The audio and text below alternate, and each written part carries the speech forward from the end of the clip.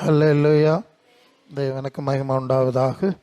இந்த நாளிலும் மீண்டும் உங்களோடு சேர்ந்து தேவனை மகிமைப்படுத்தும்படியாய் பரிசுத்த ஆவியானவர் கற்றுக் கொடுக்கிற காரியங்களை நாம் இணைந்து கற்றுக்கொள்ளும்படியாய் தேவன் தந்த கிருபைக்காய் தேவனுக்கு துதி செலுத்துகிறேன். உங்கள் யாவருக்கும் இயேசுவின் நாமத்தில் அன்பின் நல்வாழ்த்துக்கள். ஹல்லேலூயா. நம்முடைய ஆண்டவரும் இரட்சகருமாகிய இயேசுவின் பிறந்த அந்த நிகழ்வை உலகம் நினைவு கூறுகிற ஒரு சூழ்நிலையில் நாம் இருந்து கொண்டிருக்கிறோம்.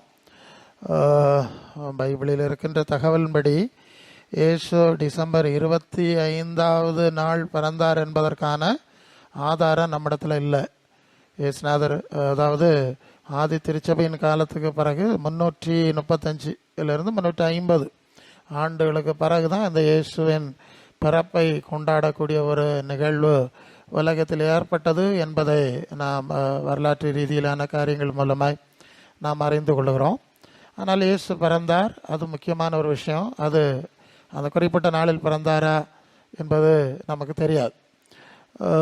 மாத்திரம் இல்லை, நீங்கள் பைபிள் முழுவதும் இருந்த சம்பவங்களை பார்த்தீங்கன்னா பைபிளில் எங்கேயுமே இயேசுவே இந்த பிறந்த நாள் கொண்டாடுகிற ஒரு நிகழ்வு பைபிளில் கிடையாது.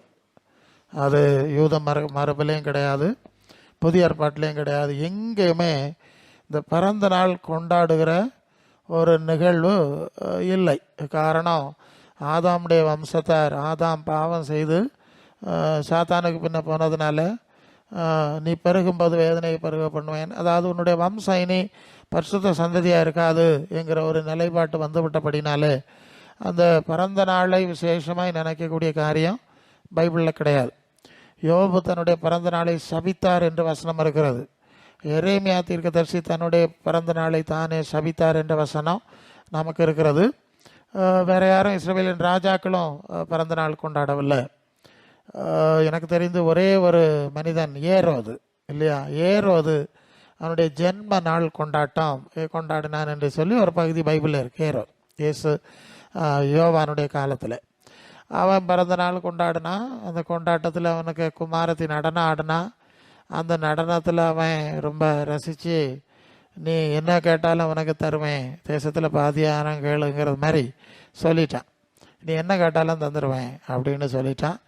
உடனே அந்த நடனம் ஆடின அவனுக்கு குமாரத்தி தாய்கிட்ட போய் கேட்டான், நான் என்ன கேட்கணும், ராஜா இப்படி கேட்காரு.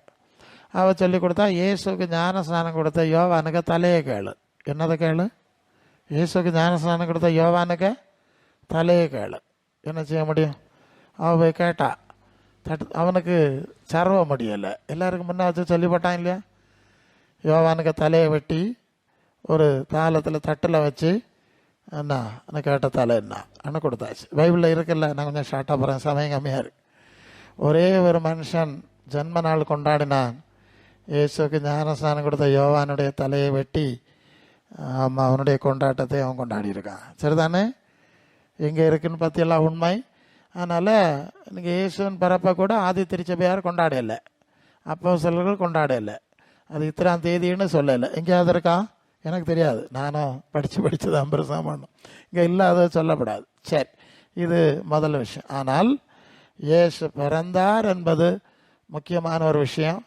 அவர் பிறந்தார் என்று சொல்வதை விட அவர் தேவகுமாரனாய் வாழ்ந்து அவர் சொன்ன போதனைகளும் அவர் மூலமாய் தேவன் செய்த காரியங்களும் பாவ நிவாரண பலியாய் என்னை நினைவு கூறும்படி இதை செய்யுங்கள் என்று சொல்லி இயேசு தன்னுடைய சிலுவை பலியை குறித்து தான் சொல்லியிருக்கார். சரிதானே?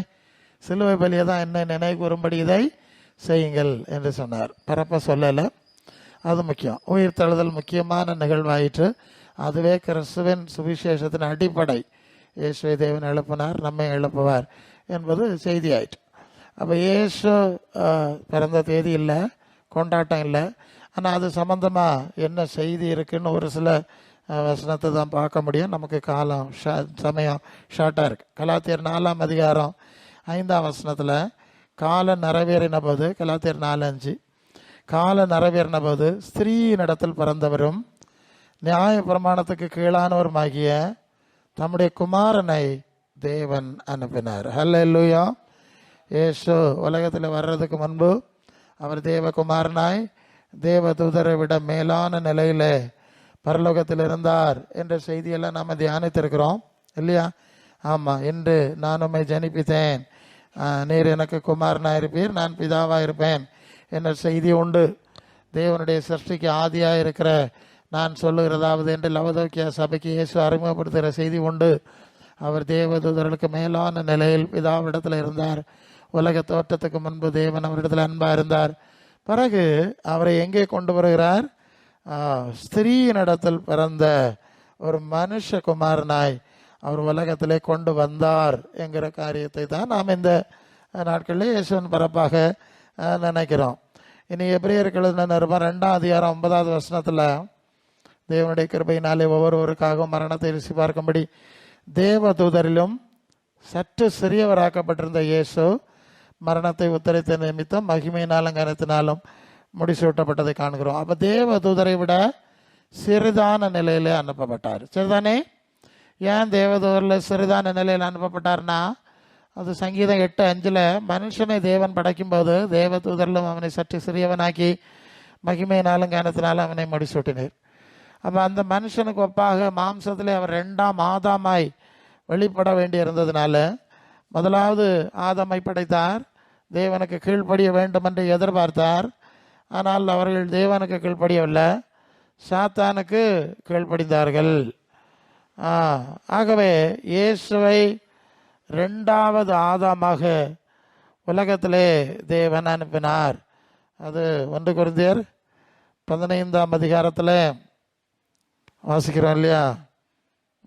இயேசு அந்தபடி முந்தின 45 1 கொரிந்தியர் 15:45 அந்தபடி முந்தின மனுஷனாகி ஆதாம் ஜீவ ஆத்துமானான் என்று எழுதியிருக்கிறது. பிந்தின ஆதாம் உயிர்ப்பிக்கிற ஆவியானார். இந்த பிந்தின ஆதாம்னு சொல்லுவது இயேசுவை குறிக்கிற வார்த்தை, இயேசுவை குறிக்கிற வார்த்தை. ஏன்னா இயேசுவும் ஸ்திரீரிடத்தில் பிறந்து ஆதாமுடைய வம்சத்தில் வந்தது போல இல்லையா, தேவ ஆவியினாலும். அதனால தான் இயேசுக்கு 2 வார்த்தை இருக்குது.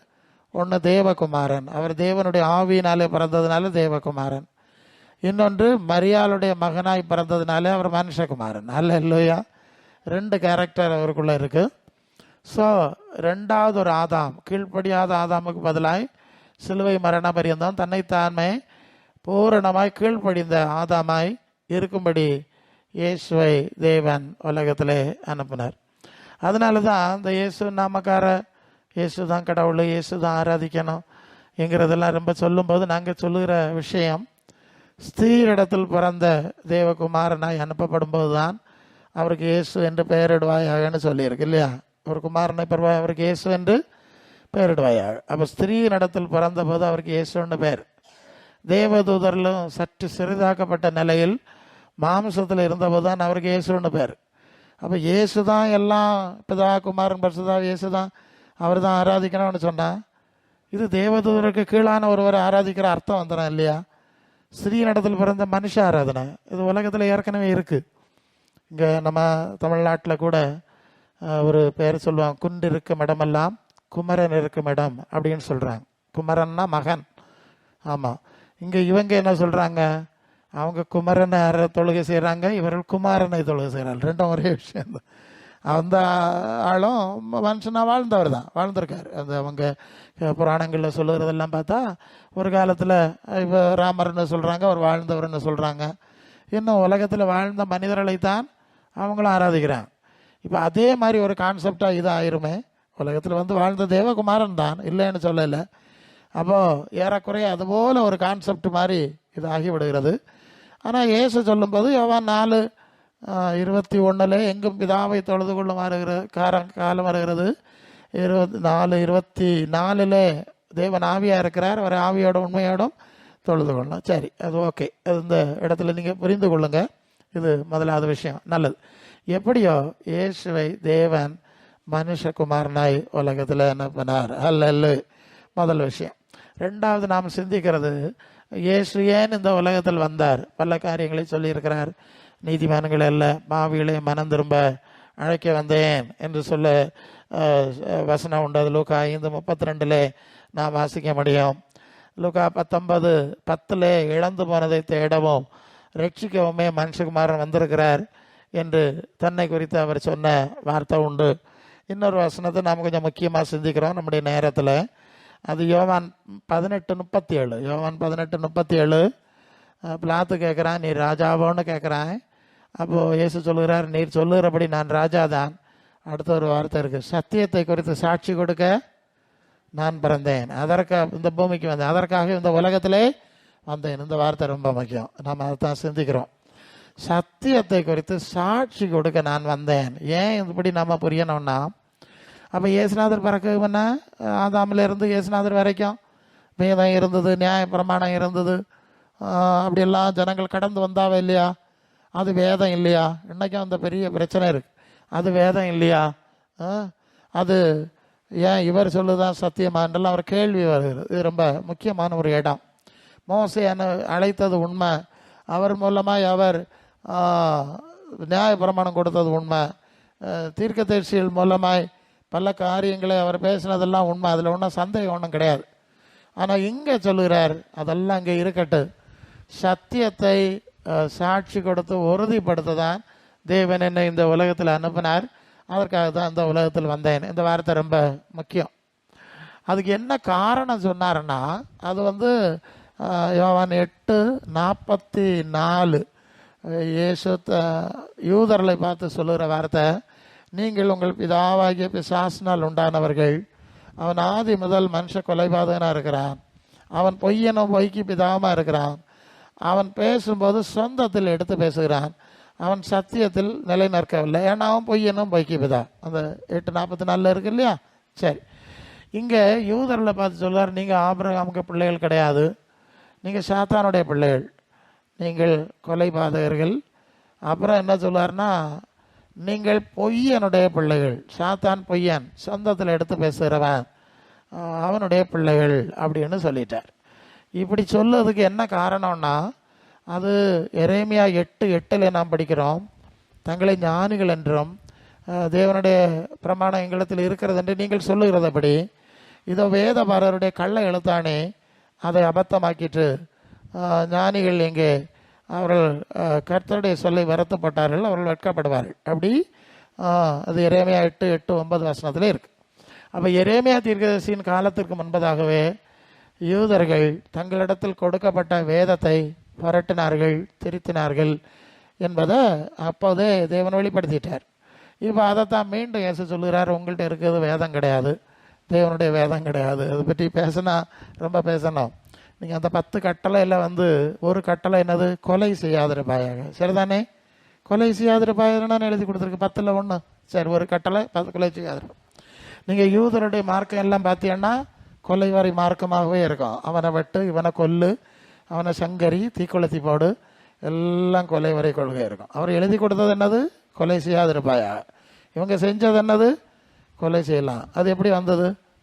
பெரிய பிரச்சனை. அவர் மாறி அவர் சொந்த கையால் எழுதி கொடுத்தாருங்க 10 கட்டளையில். கொலை செய்யாத, என்ன செய்யாததான், மனுஷ கொலை பாதகான், சகோதரனை பாய்க்கிறவன் இயேசு சொன்னார். இதெல்லாம் தேவன் கொடுத்த கிடையாது. அதான் ரொம்ப பிரச்சனையான விஷயம். ஸோ அது சொல்லிட்டார், இதெல்லாம் நீங்கள் புரட்டியாச்சு. ஏன்னா அவன் மனுஷ கொலை பாதகன், அவன் எங்கேருந்து கொலை செய்ய ஆரம்பித்தான், காயினை கொலைகாரன் ஆக்கினான். தெரியுமா? காயினை கொலைகாரன் ஆக்கினதுலேருந்து ஆரம்பித்தவன். அந்த கொள்கையை நீங்கள் வச்சுருக்கிறீங்க. ஆனால் தேவன் எழுதி கொடுத்தது கொலை செய்யாதிருப்பாயாக. புரிஞ்சிருக்கோன்னு நினைக்கிறேன். இப்போ அதோட வச்சுருவோம். ஸோ நீங்கள் யோவான் 8:31-32 இயேசு தம்மை விசுவாசித்த யூதர்களை பார்த்து சொன்னார், நீங்கள் என்னுடைய உபதேசத்தில் நிலைத்திருந்தால் மெய்யாகவே என்னுடைய சீடர்களாய் இருப்பீர்கள், இதுதான் சத்தியம், சத்தியத்தை அறிவீர்கள், சத்தியம் உங்களை விடுதலையாக்கும். அல்லேலூயா. அடுத்த பிரச்சனை சொல்லிட்டார். திருப்பியும் உங்கள் கையில் இருக்கலாம் தூர போட்டுரு, நான் சொல்லுதில் நடக்கணும், இதுதான் சத்தியம் அப்படின்னு மீண்டும் உறுதிப்படுத்துகிறத நாம் பார்க்குறோம். புரியுதுலையா நான் சொல்லுது? இப்போ மற்ற 28ஆம் அதிகாரம் கடைசி 2 வசனத்தில் சீடர்கிட்ட சொல்வார், நீங்கள் போய் நான் உங்களுக்கு கட்டளையிட்ட யாவையும் கை கொள்ளும்படி அவர்களுக்கு உபதேசம் பண்ணுங்கள். சீஷராக்கி ஞான ஸ்நானம் கொடுத்து நான் கட்டளையிட்டது. ஓகே, இது புரியணும். அப்போ சத்தியத்தை குறித்து சாட்சி கொடுக்க நான் வந்தேன் அப்படின்னு சொன்னதை பல வசனங்களிலே இயேசு உறுதிப்படுத்துகிறார். என்னுடைய உபதேசம் தான் சத்தியம், உம்முடைய வசனமே சத்தியம் அப்படின்னு இயேசு பிதாவை நோக்கி ஜெபம் பண்ணுவார். அந்த வசனத்தை தான் நான் பேசியிருக்கிறேன், அதை தான் இவர்களுக்கு கொடுத்துருக்கிறேன் அப்படின்னு சொல்லுவார். என்னுடைய உபதேசத்தினாலே நீங்கள் இப்போதே சுத்தமாக இருக்கிறீர்களே அப்படின்னு சொன்னார். உங்கள்கிட்ட இருந்த பழைய நியாய பிரமாணத்தினாலே நீங்கள் சுத்திகரிக்கப்பட முடியாது, என்னுடைய உபதேசத்தினால் சுத்தமாக இருக்க முடியும் என்று சொல்லி நான் பேசின உபதேசம் தான் சத்தியம்னு சொல்லிட்டார். புரிஞ்சு இல்லையா?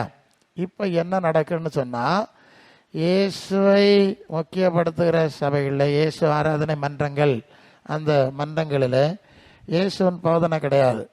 இயேசுவை கொலை செய்த யூதருடைய கொள்கைகள் தான் வாசிக்கிறாங்க, பேசுகிறாங்கங்கிறதெல்லாம் நான் அடிக்கடி உங்களுக்கு சொல்லியிருக்கேன். நிறைய சம்பவங்களை சொல்ல முடியும்.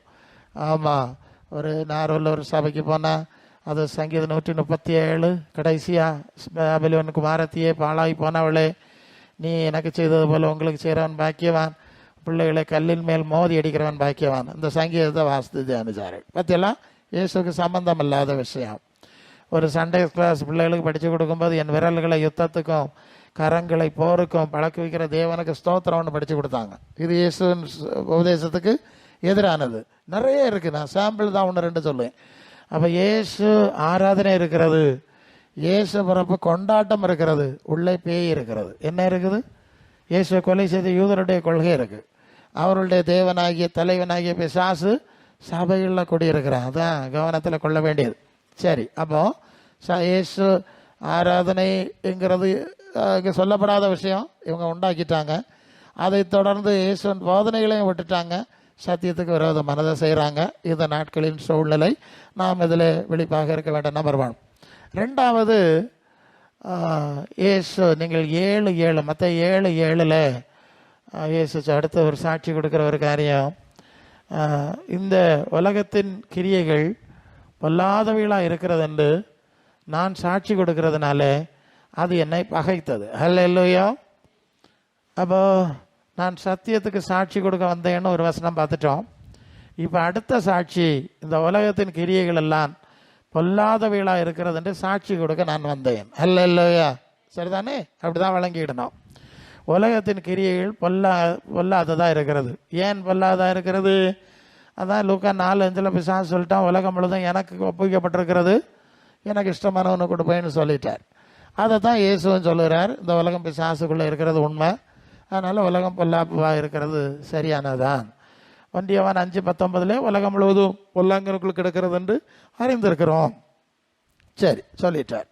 யோவான் 17:14-16 வசனத்தில், நான் உலகத்தான் அல்லாது போல் அவர்களும் உலகத்தார் அல்ல அப்படின்னு இயேசு சொல்லுகிறார். அப்போ இப்போ என்ன புரிஞ்சோம்?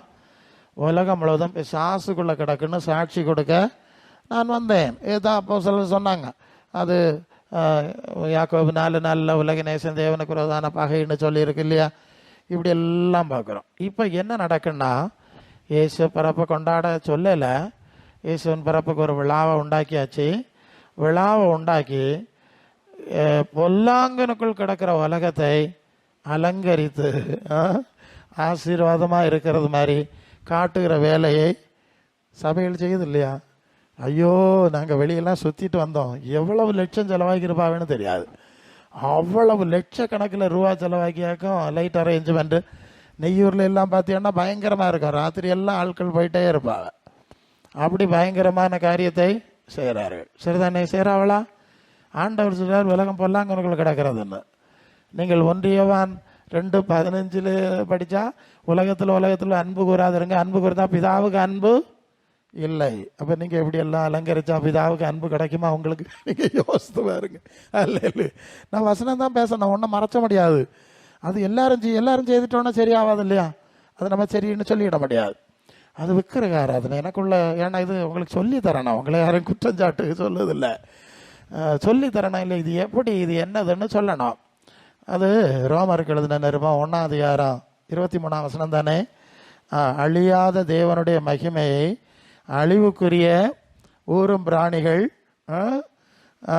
பட்சிகளுக்கு ஒப்பாய் மாற்றினார்கள் அப்படின்னு ஒரு வசனத்தை 23. அழிவில்லாத தேவனுடைய மகிமை அழிவுள்ள மனுஷர்கள் பறவைகள் ஊரும் பிராணிகள் ஆகியவற்றுக்கு ஒப்பா மாற்றினார்கள் அப்படின்னு இருக்கு. இதுதான் விக்கிரக ஆராதனை என்று நாம் புரிந்து கொள்கிறோம். தேவன் நித்தியமானவர், அழியாதவர், நித்திய மகிமை உள்ளவர். அப்போ நித்திய மகிமை உள்ள தேவனை அழிவுக்குரிய வஸ்துக்கள், அழிவுக்குரிய காரியங்களுக்கு ஒப்பாய் மாற்றும்போது அது விக்கிரக ஆராதனை. சரிதானே? நம்பர் 1. 2வது, தேவனுடைய பிள்ளைகள் நித்தியமும் அழிவில்லாத கன மகிமை அடையும்படி அழைக்கப்பட்டிருக்கிறோம். சரிதானே? அழிவுக்குரிய காரியத்துக்கு அழைக்கப்படலை. மாம்சம் ரத்தமும் அழிவுக்குரியது, அது நித்திய ஜீவன தேவனுடைய ராஜ்யத்தை சுதந்திரிக்க மாட்டாது. அப்போது நித்திய ஜீவனுக்கு அழைக்கப்பட்டவர்கள், அழியாமைக்கு அழைக்கப்பட்டவர்கள், அழிவுக்குரிய உலக காரியத்தை அலங்கரித்தால், பெருமையாக நினைத்தால் அது விக்கிரகாராதனை தானே. புரியுது இல்லையா? எனக்கு ஆவியானவர் படிப்பிச்சு சொல்லுகிறேன். தேவன் நித்திய மகிமை உள்ளவர். பூமிக்குரிய எது காரியத்திலையும் அவர் ஒப்படக்கூடாது. அது மாதிரி நாமும் நித்திய கன மகிமைக்கு அழைக்கப்பட்டிருக்கிறோம். அப்போ பூமிக்குரிய எந்த காரியங்களையும், கண்ணின் இச்சைகளும் ஜீவனத்தின் பெருமையும் இல்லையா, 1 யோவான் 2:15 கீழே கண்களின் இச்சை, ஜீவனத்தின் பெருமை, மாம்சத்தின் இச்சை, இவை பிதாவினால் உண்டான உலகத்தால் உண்டானவர். இப்போ புரியுது இல்லையா நான் சொல்லுவது? இது விக்கிரக ஆராதனை ஆயிடுது, நமக்கு தெரியாமலே ஆயிட்டு. அப்படியே அது இயேசு சொல்ல எல்லாமே இயேசு நாமத்தில் இயேசுக்கு எதிரான காரியம் எப்படி உலகத்தில் நடந்து கொலைச்சி கொண்டிருக்கிறது, எவ்வளோ அக்கிரமம், துன்மார்க்கம், பாவம். கிறிஸ்மஸ் அன்னைக்கு அநேக வீட்டில் சமாதானமாக சாப்பிட முடியாது. குடிச்சிக்கிட்டு வந்து தகராறு பண்ணி எல்லாம் உடச்சி ரோட்டில் போடுவது. எத்தனையோ கேள்விப்படுறான் இல்லையா? கேள்விப்பட்டிருக்கேன். எல்லாம் வாங்கிட்டு வர்றது, ஆட்டு இறைச்சி, கோழி இறைச்சி எல்லாம் எடுத்துகிட்டு வர்றது, தண்ணி அடிச்சுட்டு வர்றது, தின்ன நேரம் சண்டை வந்துடும், தூக்கி ரோட்டில் போட்டுறது ஒரு திறந்தனால. எப்படி இருக்கும்? அவ்வளவு மோசமாய் பிசாசு எப்படி இயேசுவின் நாமத்தை தவறாய் பயன்படுத்துகிறானுங்கிறத புரிஞ்சுக்கிறதுக்கு தான் நம்ம அப்படி தான் சிந்திக்க முடியும். அல்லையா? சரி, அப்போ என்ன புரிஞ்சு? இப்போ நடக்கிறதெல்லாம் இயேசுக்கு சம்மந்தம் இல்லை. இனி இயேசு பிறந்தபோது நான் என்ன நடந்துன்னு கேட்டிங்கன்னா, இயேசு பிறந்தபோது அந்த அம்மா எல்லாரும் எருசலேமுக்கு பெத்லகேமுக்கு போனோம், குட்டி மதிப்பு எழுதணும்னு சொல்லி இவங்க பல இடங்கள் அங்கங்கே வேலை பார்த்துட்டு வேலை செஞ்சுட்டு பிழைச்சிட்டு கிடந்தாவ. இன்னைக்கு மாதிரி கார் வண்டி கிடையாது. எல்லாரும் போனோன்னு சொன்னோன்னு அடித்து பிறண்டு, ஆனால் ராஜா உத்தரவு இல்லைன்னா தலையை வெட்டி போடுவான். இன்னைக்கு உள்ள மாதிரி இல்லை. நிறை மாத கற்பனையை விட்டுட்டு பெத்லகேமுக்கு வந்தா. பெத்லகேமில் இவனுக்கு சொந்த வீடு கிடையாது. யாருக்கு? யோசேப்புக்கு பிறந்த இடம் பெத்லகேம் தான், ஆனால் சொந்த வீடு கிடையாதுங்க. அப்படிப்பட்ட நிலை தான் யோசேப்பு இருந்திருக்காரு. அப்படி இருக்கும்போது தான் வழியில் சத்திரத்தில் தங்கக்கூடிய சூழ்நிலை வருது. ஆமாம், அங்கே வேற வழி இல்லை, சத்திரத்தில் இடம் இல்லை. இடம் இல்லைன்னா என்ன செய்யுது? இந்த ஒட்டகம், குதிரை, கழுதை எல்லாம் கிட்டக்கு தொழுத்துருக்கோம். இன்றைக்கி கார் பார்க் வச்சுருக்கோம் இல்லையா, பைக்கு பார்க் வச்சுருக்க மாதிரி அன்னைக்கு ஒட்டக பார்க்கு. அங்கே போங்க, இங்கே தங்க முடியாது. அங்கே போய் பிள்ளைய பிறந்து முன்னாடினா அந்த ஆடு மாட்டுக்கு ஆகாரம் வைக்கிற அந்த ஒரு பாக்ஸ் மாதிரி இருக்கும், புல்லளின்னு சொல்லுவோம் நம்ம ஊரில், அதில் தான் போட்டிருந்தான். அப்போது இயேசு பிறந்த போது உள்ள நிலைமை இது. அதுக்குள்ளே சாஸ்திரிகள் சொல்ல கொஞ்சம் மந்திரவாதிகளை பிசாசியாகவே விட்டுட்டான். அவனு ஏதோ நட்சத்திரம் பார்த்தானா, ஜாதகம் பார்த்தானா, ராஜபிள்ளைன்னு அறிஞ்சானா. இவனை விசாரிக்கிறதுக்கு எங்கே போயிட்டான்? அங்கே அரண்மனைக்கு போனான். ராஜபிள்ளை பிறந்திருக்கா, அவனுக்கு இப்போ பிரச்சனை. அப்போ நமக்கு பதவிக்கு ஆபத்து. அப்படியா, நீங்கள் போயிட்டு வாருங்க, அதுக்கப்புறம் நானும் போய் அந்த பிள்ளைய பணியணும்னு சொல்ல அவங்க பார்த்துட்டு தேவதூதன் வேற, நீங்கள் திரும்பி போக வேண்டாம்னு சொல்ல இவர்கள் வேற வழியாய் போயிட்டான். இப்போ இவனுக்கு கோவம் வந்துட்டு அவன் என்ன செஞ்சான்? அதுக்கு முன்னாலே தூதன் யோசேப்பிட்ட பேசுகிறான் இல்லையா, பிள்ளைய எடுத்துக்கிட்டு ஓடி போயிரு, பிள்ளைய கொல்லுக்கு வழி தேடுவான். அவன் எகிப்துக்கு, அந்த ராஜ்யத்தின் எல்லைக்கு வெளியே, அதுதான் அதுக்கு பொருள், பார்டர் தாண்டி வெளியே பாதுகாப்புக்கு ஓட வேண்டியதாகிட்டு உடனே எல்லாம் அவசரமாக நடக்குது. அந்த அம்மாவுக்கு ரெஸ்ட் எடுக்க நேரம் கிடைக்கல. எப்படி இருக்குன்னு பாருங்க, கார் வண்டியெல்லாம் கிடையாது. ஸோ அப்படி போயிருக்கிறார். ஒரு வேளை கழுதை இருந்திருக்கலாம். ஸோ அதுக்குள்ளே அவன் இயேசுவை பிடிக்க முடியலன்னொன்னே 2 வயசுக்கு கீழே உள்ள எல்லா குழந்தைகளையும், அந்த வட்டாரத்தில் உள்ள எல்லா பிள்ளைகளும் கொல்லுங்க. அப்போ இயேசு பிறந்தபோது நடந்தது கேக்கம் வெட்டையில், பாயசமும் காய்ச்சல, லைட்டம் போடையில். அன்னைக்குள்ள நிலைமையை சொல்லுவேன். எல்லாம் கூக்குரல் உண்டாயிட்டு அப்படின்னு வேதத்தில் எழுதியிருக்கு. அழுகையும் பலம் கூக்குரலும் இயேசு பிறந்தபோது நடந்தது. ஏன்னா எப்போதுமே பரிசுத்தவான்கள் உலகத்தில் வரும்போது அப்படி தான் நடந்திருக்கு. மோசே பிறந்தபோதும் இப்படி ஒரு சட்டம் போட்டு பிள்ளையெல்லாம் ஆற்றுல போடுன்னு சொல்லிட்டான். அப்புறம் பிள்ளைய பாதுகாக்க முடியாமல் ஆற்றுல போட வேண்டியாச்சு. பிறகு குமாரத்தி குளிக்க வர அதை எடுத்து அரண்மனைக்கு கொண்டு போக, அந்த கதை உங்களுக்கு தெரியும் இல்லையா. அவன் மோசையை பிறந்த வேலை எல்லாரையும் ஆற்றுல போடு, இயேசு பிறந்த வேலை எல்லா பிள்ளைகளையும் கொல்லாமா. இதாக்கா அன்னைக்கு நடந்தது. இன்னைக்கு உள்ள சூழ்நிலையெல்லாம் கிடையாது. இன்னைக்கு இப்படி ரொம்ப கொண்டாடுவ ஆளுவ எல்லாம் இயேசு சொன்னதை கேட்க மாட்டாங்க. சொல்லி பாருங்க பார்ப்போம். அவர் சொன்னது, நீங்கள் புறப்பட்டு போய் எனக்கு சீசர் ஆகுங்க, நான் சொன்னதை செஞ்சு செய்யுங்க, என் மாதிரியில நடவுங்க, கேட்க மாட்டாங்களே. ஸ்டார் கட்டுறதுக்கும் அது கட்டுறதுக்கும் இது கட்டுறதுக்கும். ஸ்டார் கட்டுனா இயேசுநாதர் பரலோகத்தில் இடம் தருவேன்னு சொன்னாரா? என்னுடைய பிறப்பை கொண்டாடுங்க நான் பரலோகத்தில் இடம் தரேன்னு சொன்னாரா? நிறைய லைட் எல்லாம் போட்டு நல்ல லட்சக்கணக்கில் செலவாக்குங்க சொல்லவே இல்லையே. 4 பாவங்களுக்கு கொடுத்துருக்கலாம் இல்லையா? டேய், சபை இல்லாத இடத்துல 2 சபை கட்ட கொடுத்துருக்க முடியாதா? ஒரு வருஷத்துக்கு ஒரு சபை, இத்தனை லட்சம், இவ்வளோ லட்சம் செலவாக்காவ இல்லையா? அதை செய்யலை. பேசா சொல்கிறான் அதெல்லாம் முடியாது. ஏசு பிறந்தாருன்னு நீங்கள் ஆராதிச்சு எனக்கு ஆராதனை செய்யுங்க, எனக்கு உலகத்தை பெயிண்ட் அடியுங்க, எனக்கு உலகத்துக்கு லைட்டை போடுங்க இல்லையா? அவர் பூமி உன்னமித்தான் சபிக்கப்பட்டிருக்கோன்னு சொல்லி சாபத்தில் வச்சிருக்கார். இந்த புதிய வானம் புதிய பூமி உண்டாக்க போகிறேன் முந்தின நினைக்கலைன்னு சொல்லியாச்சு. 2 பேதுரு 3ஆம் அதிகாரம் 7-13 வரை இப்போ இருக்கிற வானம் பூமியும் அக்கினிக்கு இறையாக வச்சிருக்கு, பஞ்சபூதங்கள் வந்து விரும்பி போகணும்னு சொல்லியாச்சு. அப்போ இது பெயிண்ட் அடிச்சு ஆளு யாரு? சாத்தா வேலை தானே இது. எஸ், எல்லா இடம் நடக்குது. நான் என்ன வெளியெல்லாம் சுற்றிட்டு வந்தேன். நம்முடைய பிரபலமான அன்னை, ஆமாம், அண்ணம்மா இருக்க ஊழியங்கள் எல்லாம் எப்படி இருக்குன்னு அதுக்கு முன்னாலோடி தான் முந்தா நாள் காரில் போனேன். சரியா? ஆமாம், அதுக்கு முன்னாலோடி முந்தா நாளா நேத்தா முந்தா நாளா சரி ராத்திரி அங்கே எல்லாம் அதுக்கு முன்னாடி தான் எனக்கு அடிக்கடி போனோம், அந்த ரோட்டிலோடி தான். சரி, அப்படி போனேன், என்னெல்லாம் நடக்குன்னு பார்த்துட்டு தான் வந்தேன். அல்லேலூயா. அப்போ அன்புக்குரியவர்களே, இயேசு சொல்லாததும் செய்யாததையும் அப்போஸ்தலர்கள் சொல்லாதையெல்லாம் இவையை செஞ்சுக்கிட்டு இருக்காவ. சரி, ஒரு வசனம் கூட பார்க்கணும். சரி, அப்போ பிரசங்க யாரு? இயேசுநாதர் பிறந்தார், என்னத்தை தான் செய்யணும்? அது கலாத்தியர் 4:19 நம்ம அடிக்கடி பார்க்குதான். அப்போஸ்தலர்கள் என்ன செஞ்சுருக்காவ? ஸ்டார் போட்டாவளா, லைட்டு போட்டாவளா, பாயசம் காய்ச்சாவளா, குளக்கட்டை சுட்டாவளா, என்ன செஞ்சாங்கன்னு நமக்கு பார்க்கணும் இல்லை? அது என்ன சொல்லுது? கிறிஸ்து என் சிறு பிள்ளைகளே, கிறிஸ்து உங்களில் உருவாகும் அளவு மறுபடியும் கற்ப வேதனைப்படுகிறேன். அப்போ என்ன செஞ்சுருக்காவ? இயேசுவை ஒவ்வொருத்தருக்குள்ள உருவாக்கியிருக்காங்க. சரிதானே? அதுதான் விஷயம்.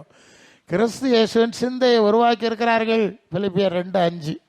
அதனால தான் பழைய பெந்தைக்கோஸ்து சபையில எல்லாம் பாட்டு பாடுவாங்க. கந்தை துணியோ கர்த்தருக்கு, அப்படியாக அவருக்கு காரியம், நமக்கு வீண ஆடம்பரம் என்னத்துக்கு, நமக்கு இதில் பாடுறாவில்லை. அது ஒரே ஒரு நியாயம் இருந்து இல்லையா? அதான் அப்போஸ்தலர் ஆசிப்பார், அதில் நியாயம் இருந்து. பத்தியடை அவருக்கு பரப்பு இதை போட்டு இப்படி கொண்டாடணுமா? இருக்குன்னா 4 ஏழைகளுக்கு நன்மை செஞ்சு கூட்டத்துக்கு கூட்டிட்டு வாருங்க, அது செய்யுங்க, வேண்டான்னு சொல்லல. இப்போ எல்லாம் நேரம் மாறி போச்சு. இப்போ எழுத பாட்டுகளும் மாறி போச்சு இல்லையா? எல்லாம் தலைகள். அப்போ சாசு பைபிளை வச்சு எப்படி எல்லாம் இயேசுநாதருக்கு நாமத்தை வச்சு உலகத்தை ஆட்சி செய்யான்னு பார்த்துடுங்க. இல்லையோ? அதுக்கிடையில வியாதி துன்பம் நான் சொல்லணும், பார்த்துடுங்க. அந்த கொண்டாட்டத்தை பற்றி சொல்லணும். இயேசு பிறந்த போது நிலைமையை சொன்னேன். அவரை 2 கள்ளமாருக்கு நடுவில் தொங்க வச்சு கொண்டு போட்டானுவேன். இயேசுவின் சீடன் யாக்கோபை பட்டயத்தால் வெட்டி கொண்டு போட்டானுவேன். ஸ்தேவானை கல்லறிஞ்சு கொண்டானுவேன். அப்போஸ்தலர்லாம் தலைகளை சிலுவையில் அரைஞ்சு கொண்டானுவேன். இயேசுவின் சீசரில் யாரும் சமாதானமாக வாழ விடையில தெரியுமா? அந்த உலகம் இயேசுவின் சீசர் சிங்கங்களுக்கு இறையா போட்டாங்க. ஆதி திருச்சபையாரெல்லாம் இப்படியெல்லாம் உபத்திரவப்பட்டார்கள்னு வரலாறு இருக்கு. இயேசுவின் சீசர்களை இந்த உலகம் சித்திரவதை செய்து கொன்னுரு, இன்னும் வரை நடந்துக்கிட்டே இருக்கு. இந்த உலகம் அதுக்கு சம்மதிக்கலை. கொண்டாடுறதுக்கும் கூத்தடிக்கிறதுக்கும் விழா எடுக்கிறதுக்கும் சம்மதிக்குது. பரிசுத்தவான்களை வாழ விடலை. பரிசுத்தவான்கள் ஆக்ரோஷமாக சத்தம் போட்டாவே இல்லையா? எங்களுடைய ரத்தத்தை குறித்து எது வரைக்கும் நியாய தீர்ப்பு செய்யாமல் இருப்பீர் என்று சொல்லி தேவனிடத்தில் என்ன செஞ்சாங்களாம்? அவர்கள் முறையிட்டார்கள். அது வெளிப்படுத்தல் 6ஆம் அதிகாரமா அவர் சத்தம் போட்டார்கள் என்கிற செய்தியை 6, 9, 10 அந்த அளவு இன்னைக்கும் கொடுமை தான். நீங்கள் உலகெல்லாம் நடக்க செய்து கொடுமை நடந்துட்டு இருக்கு. ஒரு பக்கம் கொடுமை நடந்துட்டு இருக்கு. நான் ஒன்று சொல்லணும் பாருங்க, ஒன்று சொல்லணும். நம்ம ஊரில் கிறிஸ்தவ ஏரியாவில் உண்டோ என்னவோ நமக்கு இப்போ தெரியலை. இப்போ போகிற போக்கு அப்படி இல்லையா போயிட்டு இருக்கு. மற்ற ஊரில் எல்லாம் பக்கத்து வீட்டில் அல்லது இந்த ஊரில் ஒரு இளவு இல்லைன்னா இறப்புன்னு சொன்னால் கடையெல்லாம் அடைச்சிருவான். எல்லாருமே விழா ஒன்றும் கொண்டாட மாட்டாங்க, எல்லாத்தையும் நடத்திடுவாங்க. ஏன்? ஒரு ஊரில் ஒரு சாவு நடந்திருக்கு, சங்கடம் இல்லையா? அப்போது பக்கத்தில் இது மாதிரியான கஷ்டமான வேதனையான துயரம் நடந்தால் நம்ம கொண்டாட தோணுமா? மனசாட்சி உள்ளவர்களுக்கு தோணுமா? நீங்கள் கொஞ்சம் யோசிங்க. இப்போ கிறிஸ்தவ மார்க்க நேர தலைகளை ஆகும். ஒவ்வொரு நாளும் எவ்வளவோ விபத்துகளில் செத்துக்கிட்டே இருக்குது. ஆஸ்பத்திரியிலலாம் இப்போ கிறிஸ்மஸுக்கு என்ன செய்யணும்னா கவர்மெண்ட் ஆஸ்பத்திரி ஆசாரி பழத்துக்கு போனோம். இப்போ விடவும் மாட்டானுவேன், பெரிய பிரச்சனை. ஒன்று நாங்கள் அடிக்கடி ரவுண்ட் அடித்ததுனால எங்களுக்கு தெரியும். சுற்றி பார்த்தா சாவு, கொடுமையான வியாதி, கொலை வரைகள், பயங்கரங்கள் எல்லாம் நம்ம சுற்றி நடந்துகிட்டு இருக்கு இல்லையா? எப்போ என்ன நடக்கும்னு தெரியாது இல்லையா? இதில் பாயசம் காய்ச்சி குடிக்க நமக்கு மனசு வருமா? யோசித்து பாருங்க நீங்கள். வரப்படாது இல்லையா? ஆமாம், அப்படிதான் இப்போ நடக்குது. நம்மளா பேய், அதான் பேயின்னு சொன்னேன். அதுக்கெல்லாம் நமக்கு நேரம் இல்லை. கொண்டாடுக்கு பரலோகத்துக்கு போனோம் அல்ல இல்லையா? ஆட்டுக்குட்டியானவருடைய கல்யாணம் வந்தது. அங்கே கல்யாணம் விருந்து பரலோகத்தில் இருக்குது. அது வரைக்கும் நம்ம கொண்டாட முடியாது. ஜாக்கிரதையாக பயத்தோடு பக்தியோடு கடந்து அந்த பக்கம் இந்த சாபமான ஆபத்தான உலகத்திலேருந்து என்ன செய்யறோன்னா கடந்து போயிடணுமே தவிர இதில் மூழ்கி விடக்கூடாது. நேரம் ஷார்ட்டாக இருக்கு. நீங்கள் 1 கொரிந்தியர் 7ஆம் அதிகாரம் 29 படிக்கிறேன். மேலும் சகோதரரே, நான் சொல்லுகிறது என்னவெனில், இனி வரும் காலம் குறுகினதாக இருக்கிறபடினாலே மனைவியில் உள்ளவர்கள் மனைவியில் இல்லாதவர்கள் போலவும், அழுகிறவர்கள் அழாதவர்கள் போலவும், சந்தோஷப்படுகிறவர்கள் சந்தோஷப்படாதவர்கள் போலவும், கொள்ளுகிறவர்கள் கொள்ளாதவர்கள் போலவும், இவ்வுலகத்தை அனுபவிக்கிறவர்கள் அதை தகாத விதமாய் அனுபவியாதவர்கள் போலவும் இருக்க வேண்டும். இவ்வுலகத்தின் வேஷம் கடந்து போகிறது. அல்லோ, இந்த வேஷம் எல்லாம் கடந்து போயிட்டே இருக்குது. இந்த கொண்டாடினவிய, ஆடினவிய, பாடினவிய, ஆட்டம் போட்டவிய எல்லாரும் போயாச்சு. போன பிறகு பிள்ளைகளுக்கு கொஞ்சம் வசதி உண்டுன்னா வீட்டுக்கு ஒரு கல்லறையும் கட்டி அதை பெயிண்ட் அடித்து, கிறிஸ்மஸுக்கு பெயிண்ட் அடித்து முழுத்திரி கொளுத்தி வச்சோன்னா. ஏன்னா உலகத்தில் இருந்த வேலை கொண்டாடின ஆளும் இல்லையா? இப்போ கொண்டாட முடியாது, போயாச்சு. அங்கே இருந்து கொண்டாடு அவ்வளோ என்ன நமக்கு தெரியாது. அப்படியே அந்த ஸ்பிரிட், அந்த வல்லமை அப்படியே அதை நடத்தி கொண்டிருக்கிறது. ஆனால் நாம் இதில் சிக்கப்படாது. அதுதான் நமக்கு பிரச்சனை. அல்ல, கிறிஸ்து நமக்குள் உருவாருதுன்னா கிறிஸ்து இயேசுக்குள்ள இருந்த மனநிலை நமக்கு வரணும். உலகத்தின் கிரியல் பொல்லாப்பா இருக்கிறதுன்னு இயேசு சொன்னால் நாமளும் அதை அப்படி ஏற்றுக்கொண்டு உலகத்தான் இல்லை என்கிற நிலையில தான் வாழ்ந்தாகணும். இந்த அதாவது நமக்காக ஒரு நித்திய ஜீவ ராஜ்யத்தை ஆயத்தம் பண்ணுவதற்கு அவர் போயிருக்கிறார் என்ற விசுவாசத்தோடு இந்த பூமிக்குரிய காரியங்களில் மூழ்கி விடாமல் இந்த நாட்களை நாம் கடந்து போய், ஏன்னா நம்ம சுற்றிலும் இப்படி புயல் மோதி அடிக்கும் போது நமக்கு தத்தளிப்பு தவி என்ன செய்யணும் தெரியலையே, திணறி போகிறோம் இல்லையா? போதை பயங்கரமாக அடிக்கும்போது போதையிலே நாம் தள்ளாடி விடுகிறோம். இதில் விழிப்பாக இருக்கணும். அது அப்படி தான். ஒரு இடத்துல ஒரு கள்ளு கடை, சாராய கடை இருக்குன்னா இப்போ சாராய கடை வைக்க விரும்பதில்லை, விரட்டுவாவ. இங்கே கொண்டாடாத மக்கள் போராட்டம். ஏன்? இந்த பயவை எல்லாம் குடிப்பான். ஒரு சாராய கடை இந்த இடத்துல வந்துட்டேன்னா சுற்றி உள்ள ஆளும் குடிக்காரன் ஆயிரம் இல்லையா? இது போல தான் நாம் வாழுகிற உலகம் இப்போ சாராய கடையோட மோசமாட்டாங்க இருக்குது இல்லையா? எல்லாம் கஞ்சா, இனி போதைப் பொருள் கிடையாதுன்னு அங்கே சர்வதேச லெவலில் விவாதம் நடந்து இந்தியா சப்போர்ட் பண்ணியிருக்கு. இன்னும் கஞ்சா சும்மா விற்கலாம், வாங்கலாம், சாப்பிடலாம், தின்னுற பொருள் தான் அப்படின்னு எல்லாம் நடந்தாச்சு. அப்போ இனி வர நாட்கள் எப்படி இருக்கும்னு நீங்கள் பார்த்துடுங்க. சரிதானே?